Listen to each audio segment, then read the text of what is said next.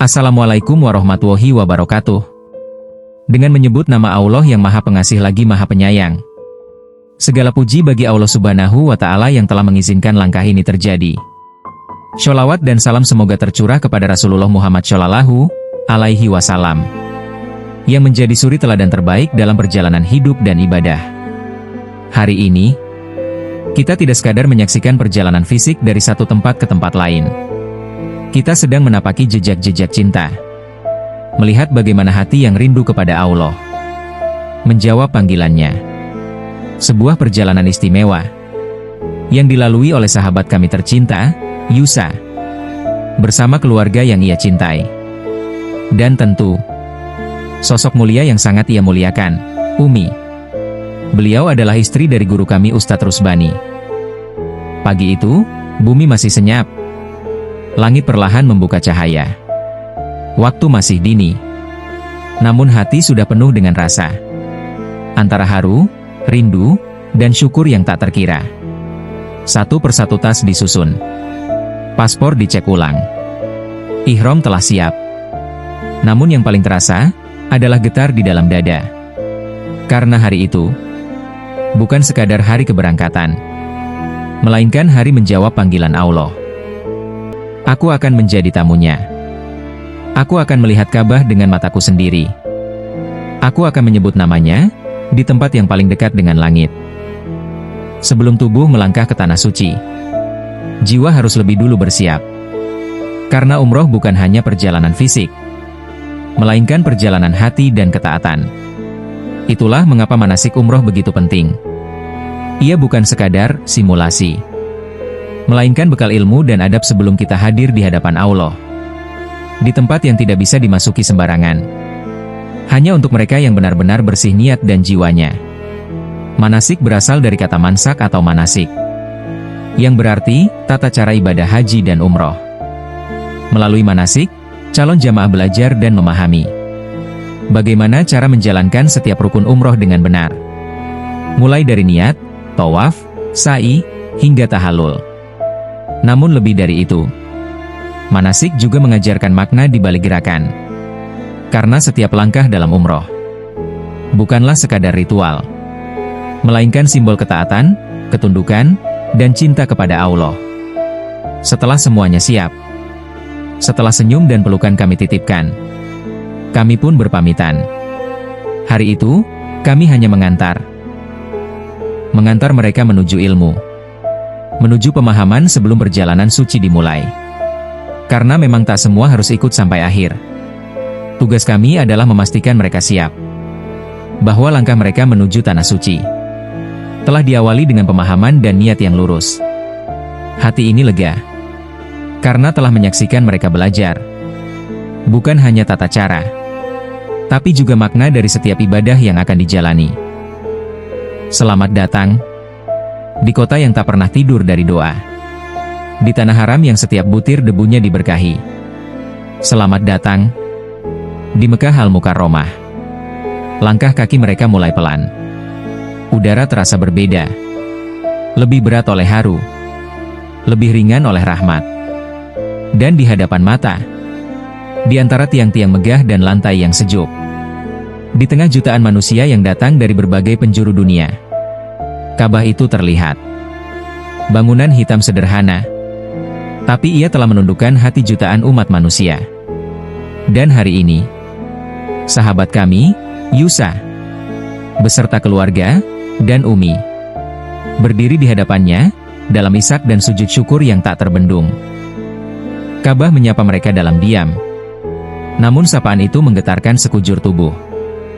Bersujudlah, karena kalian kini berada di tempat paling dicintai Allah di muka bumi. Dan mereka pun menangis, karena betapa banyak doa yang akhirnya terwujud.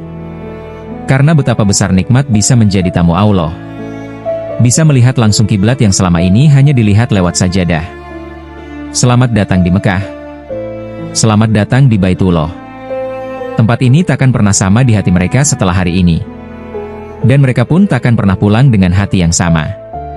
Setiap proses ibadah, mulai dari ihram, tawaf, sa'i, hingga tahallul, terasa tertata rapi dan mengalir seperti air. Tak ada yang terasa memaksa. Semuanya hadir dengan keikhlasan.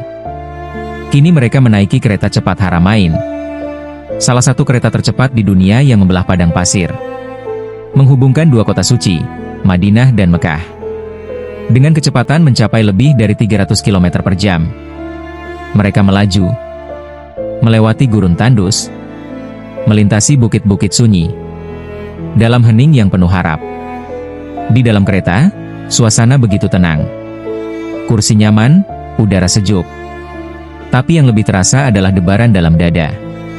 Perjalanan ini bukan sekadar berpindah tempat. Ini adalah perjalanan hati.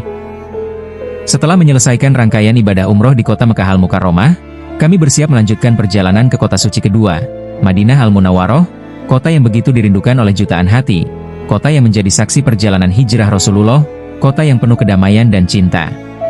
Sepanjang jalan, kami membayangkan jejak langkah Rasulullah dan para sahabat yang dahulu hijrah dengan penuh risiko dan tantangan. Kini, kami melintasi jalan yang sama dengan kenyamanan dan keselamatan, seraya bersyukur atas segala kemudahan yang Allah berikan. Perasaan kami mulai berubah. Ada ketenangan yang berbeda. Suasana kota Madinah jauh lebih damai dibandingkan Makkah. Makkah adalah kota perjuangan, panas, padat, dan penuh semangat ibadah. Sedangkan Madinah adalah kota ketenangan, sejuk, lembut, dan membawa kedamaian dalam jiwa. Saat mata kami menatap Masjid Nabawi untuk pertama kalinya, hati langsung bergetar.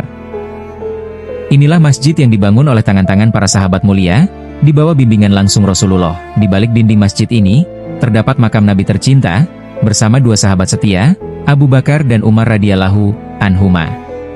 Kami merasa seperti sedang pulang kepada Nabi yang selalu kami rindukan, meski belum pernah bertemu. Namun yang paling dinanti adalah kesempatan untuk memasuki Raudhoh, tempat paling mulia di masjid ini, sebuah taman surga yang disebut oleh Rasulullah sendiri dalam sabdanya. Antara rumahku dan mimbarku adalah taman di antara taman-taman surga. HR. Bukhari dan Muslim. Masuk ke Raudhoh tidak semudah yang dibayangkan.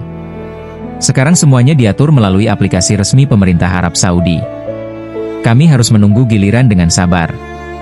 Setiap rombongan diberikan waktu yang terbatas untuk masuk, agar semua jamaah bisa merasakan berkahnya tempat tersebut. Saat akhirnya tiba waktu kami, langkah kaki ini terasa ringan namun hati terasa berat, bercampur haru, rindu, takut, dan gembira. Kami berjalan perlahan-lahan, mengikuti petunjuk petugas, menuju tempat paling mulia itu. Saat kaki menginjak karpet berwarna hijau di Raudhoh, air mata pun tumpah. Tak ada kata-kata yang bisa menggambarkan perasaan kami. Disinilah Rasulullah biasa berdiri, menyampaikan wahyu, memimpin sholat, menerima para sahabat. Dan disinilah pula, kini jasad beliau dimakamkan dalam keheningan. Kami pun memanjatkan doa, sebanyak-banyaknya. Mendoakan orang tua, anak-anak, keluarga, sahabat, dan diri kami sendiri. Doa-doa yang tak mampu kami lafalkan dengan mulut, kami bisikan dalam hati, karena kami percaya, di taman surga ini, Allah Maha mendengar dan Maha mengabulkan. Waktu terasa sangat singkat. Tapi kenangan di Raudhoh akan menetap sepanjang usia. Kami keluar dari area Raudhoh dengan hati yang dipenuhi rasa syukur dan harapan. Sungguh, mengunjungi Madinah dan Raudhoh bukan hanya perjalanan jasmani, tetapi perjalanan jiwa yang mendalam. Sebuah pengalaman spiritual yang tak bisa dibeli dengan harta, hanya bisa dijemput dengan panggilan cinta dari Allah Subhanahu wa Ta'ala. Madinah, kota yang teduh. Raudhoh, taman surga yang nyata di bumi. Semoga Allah memberi kita kesempatan untuk kembali. Dan semoga kelak kita semua dipanggil oleh Nabi di Telaga Kautsar, sebagaimana kita pernah berdiri di hadapan makam beliau, bersholawat, dengan hati penuh cinta. Dan kini, kami akan kembali ke Indonesia. Kembali ke rumah. Kembali ke rutinitas. Namun kami tahu, kami pulang bukan sebagai orang yang sama. Kami pulang membawa oleh-oleh yang tak bisa dibungkus, ketenangan, keteguhan hati, dan rasa cinta kepada Allah dan Rasul-Nya yang tumbuh begitu dalam. Kami pulang dengan janji.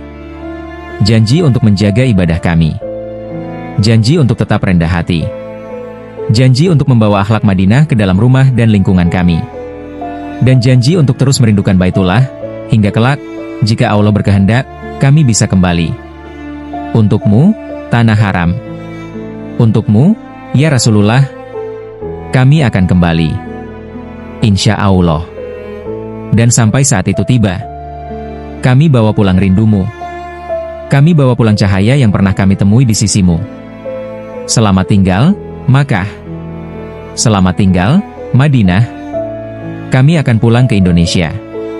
Tapi hati kami tetap tinggal bersamamu. Terima kasih. Wassalamualaikum warahmatullahi wabarakatuh.